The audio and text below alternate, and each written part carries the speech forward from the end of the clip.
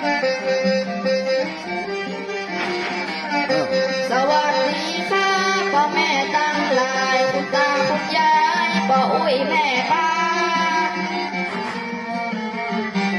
นี่เป็นเสียงซ้อยคิ้วลูกลามาฟังผมว่ากับซอบันเลงจังซอฮักใหม่ยังบอกบ่เจ๋งมาบรรเลงเสียงซอพื้นบ้านขอจะไปจังกันพ่อแม่พี่น้องขอเล่าชีวิตเป็นกับซอฮักทางสู่พี่น้องวงวานฟังกันทั่วห้องลูกกำพร้าอีคิ้วตัวน้องชีวิตลอยล่องต้องหาช่องทางมาฮักซอในใจก็หวังได้สตังค์เป็นทุนวัดนาเพื่อการศึกษาหาวิชาความรู้ชีวิตอีคิ้วลูกมีกรรมบ่ได้ทำกรรมบ่ได้สร้างพ่อแม่ของผมเปิดมาอย่าล้างมาล้างมาคว้างยังตัวแดงเปิดมาทอดทิ้งเลือกเต้าเปลือกแดงปัญหาลุงเล็กผมก็บ่ทราบได้แม่ละลูกไปอีสานปุ่นแล้วปู่ย่าสองคนก็มาล้วนตายจะไปเมืองไทยก็ตึงบ่ได้พอซ้ำมาละทำงานอยู่ใต้ฝากผมไว้หรืออย่าบอกเลี้ยงดูเป็นญาติห่างช่วยเป็นตาเป็นหูอย่าบอกอุ้มชูบอกมือไหนได้อย่าบอกก็ตายละอีคิ้วลูกน้อยชีวิตติดลบพบแต่ความสูญเสียยังมาลำเหลือเป็นไปแบบอีกำยังจะน้อยคิ้วลูกนี่เพิ่งน้องเพิ่งปีคนใดก็ได้ขึ้นไปแล้วน้ำตามาไหล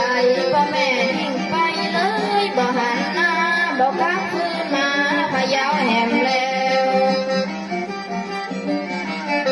บ่เดียวอีกคิ้วมันพาอาศัยพ่อแม่หันใจเก็บมาเลี้ยงไว้บ้านเป็นป้าแห่งคนที่เอ็นดูผมนั้นบ่อดอยากกันก็ปักดูแลลูกนกลูกกาที่มีบาดแผลอีกหน่อยนักเก็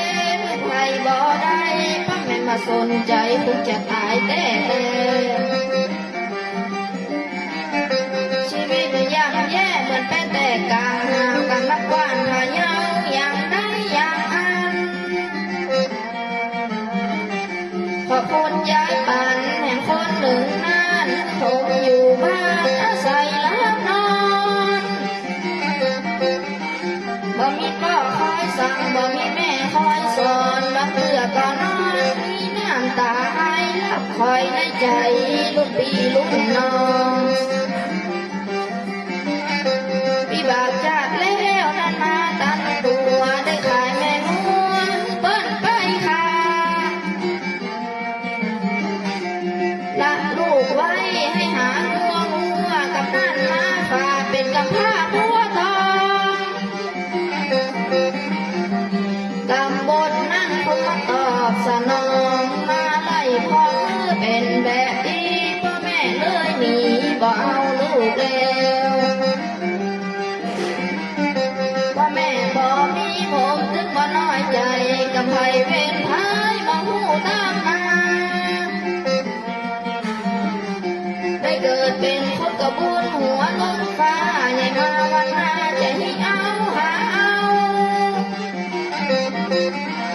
เขาเกิดมาพิการสู้หัวจนเศร้าเขาเลี้ยงตัวเขาก็ยังสู้ได้ผู้บ่เสียใจยังสู้ไปบ่คัน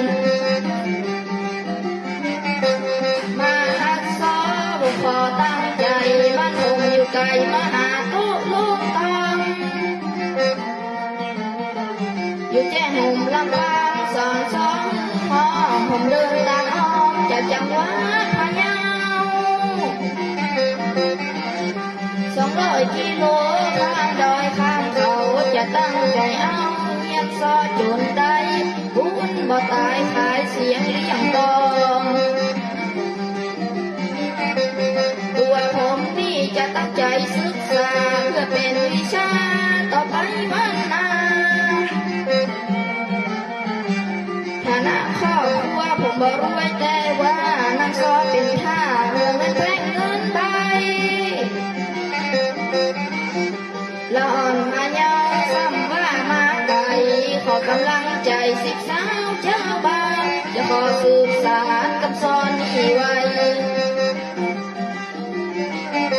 ชีวิตย่ำแย่ทุกใจแน่นอนถ้ามีเงินป้อมาสอจางเป็นจังสอมาจังบ่ยากต้องช่วยตั้งบ้านช่วยสร้างครอบครัวข้ามน้ำเลิกบ่เติบกายบัวมาพอตัวมาเหมือนเจ้าบ้านอยู่มาตึงวันได้แต่นอนฝันข้าง